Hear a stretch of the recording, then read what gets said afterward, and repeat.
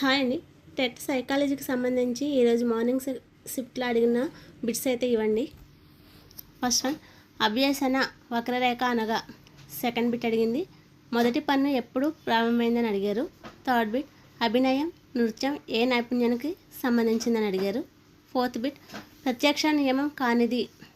Fifth bit, వికాస నియమాలు. Sixth bit, deja vu ఏ భాషా పదం అని అడిగారండి.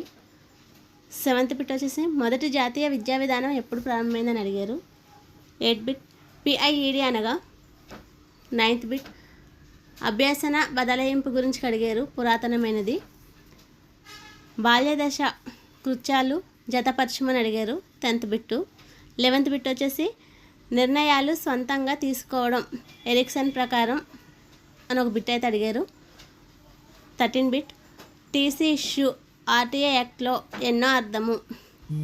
మైలురాళ్ళు అనగా ఒక బిట్ అయితే అడిగారు. 14 ప్రత్యక్షం సాధారణం గురించి ఒక బిట్ అడిగారు.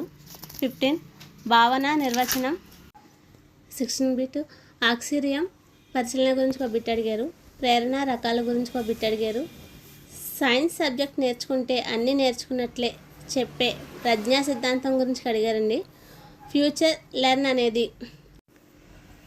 మూర్తిమత్వ నిర్వచనం గురించి అడిగారండి. జిఐఫి అనగా అని ఒకటి అయితే అడిగారు. పథకం మధ్యాహ్న భోజన పథకం గురించి ఒకటి అడిగారు. జ్ఞానాత్మక రంగం కానిది. గౌన అవసరం అని ఒక బిట్ అయితే అడగడం జరిగింది. రక్షక తంత్రం గురించి ఒక బిట్ అడిగారు. ఉపన్యాస పద్ధతిలో ఎంత నేర్చుకున్నాం అనే క్వశ్చన్ అయితే అడగడం జరిగింది. అభ్యసనం నిర్వచనం. ఎన్ఈపి సన్నాహక దశ గురించి అడగడం. Please like, share them and subscribe my channel.